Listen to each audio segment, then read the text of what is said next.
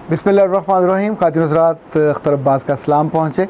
आज का हमारा मौजू लव मैरिज के बाद मियाँ का या महबूब का बदल जाना है। क्या हर महबूब बदल जाता है या कोई कोई बदलता है? उनके बदलने से आप पे क्या बीती है, आपके दिल की क्या कैफियत होती है, आपके घर वालों पे क्या बीती है, हम इस पे बात नहीं करेंगे। हम जिस सवाल पे बात करेंगे, लिखने वाली हैं निशो बेग। आई डोंट नो ये नाम सही है या सिर्फ वो निशो का नाम चोरी कराया है। आधा नाम निशो का है, आधा नदीम बेग का है, दोनों को मिला के नाम है। मुमकिन असली भी हो, मुझे इसके बारे में कोई फाइनल वर्डिक्ट में नहीं कह रहा। मेरी लव मैरिज थी, यानी मेरी नहीं, निशो बेग की। शादी के बाद मुझे वो नहीं मिला जिससे मैंने मोहब्बत की। वो कहाँ चला गया, मेरी तरफ लौट के नहीं आता, ना मुझे मुंह लगाता है। अब आप तवक्को कर रहे थे कि मैं इसको भी इशारा करूं कि ना मुझे मुंह लगाता है, तो ज़ाहिर है ये मैं इशारा नहीं कर रहा।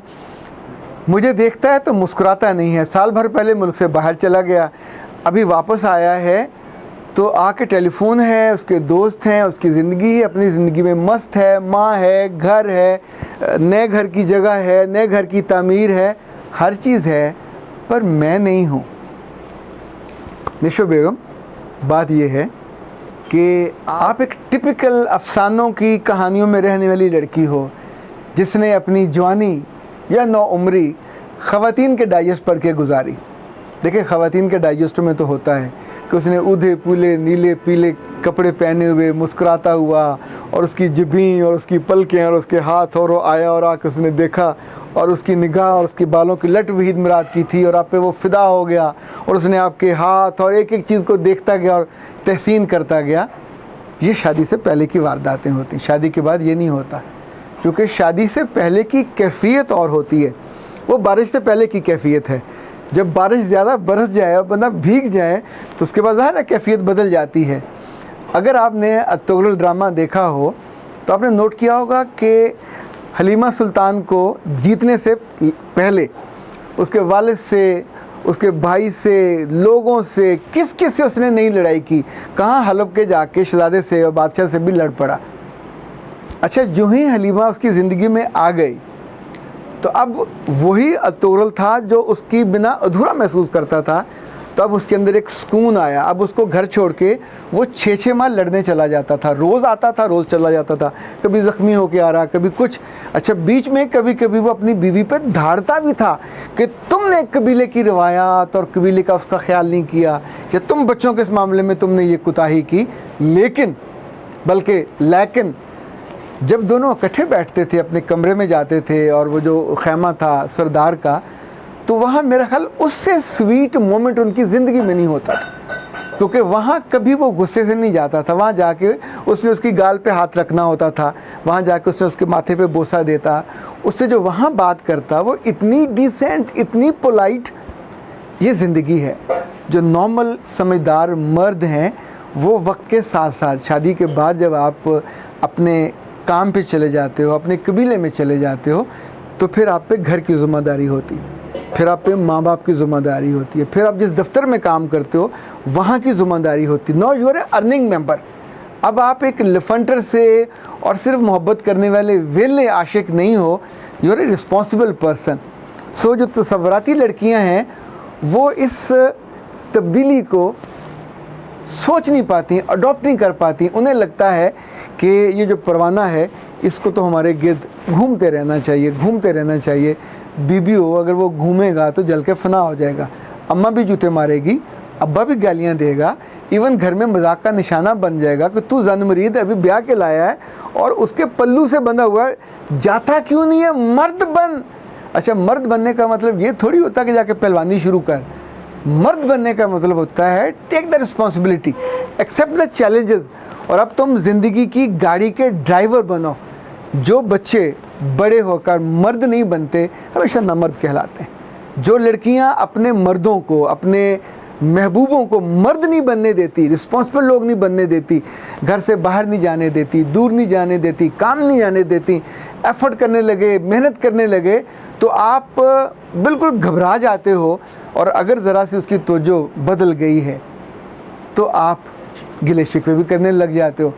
लेकिन एक बात और भी याद रखिएगा, ये सिर्फ ऐसा नहीं है कि मर्द माली मामलात में मसरूफ़ हो जाए या घर के मामलात में मसरूफ़ हो जाए तो ही वो आपसे दूर होता है।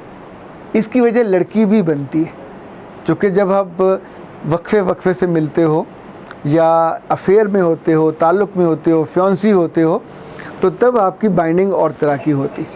मैंने ज़िंदगी में उन जोड़ों की बाइंडिंग सबसे शानदार देखी है कि जिसमें से लड़के ने या लड़की ने जो कॉमनैलिटी निकाली हो कि हम दोनों में जो कॉमन चीज़ है, ये जब इबादत करता है तो बहुत मोहब्बत से करता है, जब सजदा करता है तो मज़ा आ जाता है, जब ये दुआ मांगती है तो रूह से मांगती है। अच्छा, अब आपने उसका जिस्म पसंद नहीं किया, वो तो आपको पसंद है ही है, अब आपने उसकी रूह और स्पिरिचुअल पावर को महसूस किया है। सो आपकी जिस्मानी ज़रूरत पूरी होने के बाद वो मर्द जो दूर हो जाते हैं, ये कपल दूर नहीं होंगे, इनकी बाइंडिंग मौजूद रहेगी।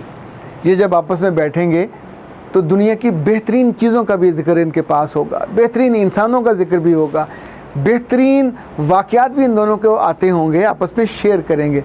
याद रखिएगा, जब जब ज़िंदगी से खूबसूरती कम होने लगे, जब जब ज़िंदगी से बड़ी सोच कम होने लगे, जब जब ज़िंदगी में सिर्फ जिस्म की मोहब्बत बाकी बचे, तो फिर खुशियाँ रुखसत हो जाती।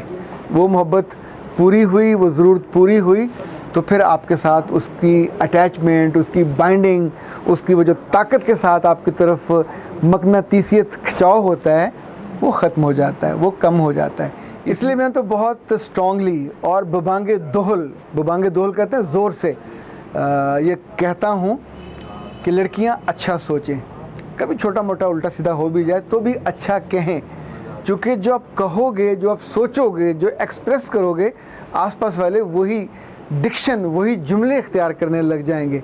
मुझे याद है उर्दू में लिखने वाले एक साहब ने ख़त लिखा, मजमून लिखा, फिर नीचे लिखा नंगे वतन, नंगे असलाफ, नंगे कौम, और नीचे से अपना नाम लिखा।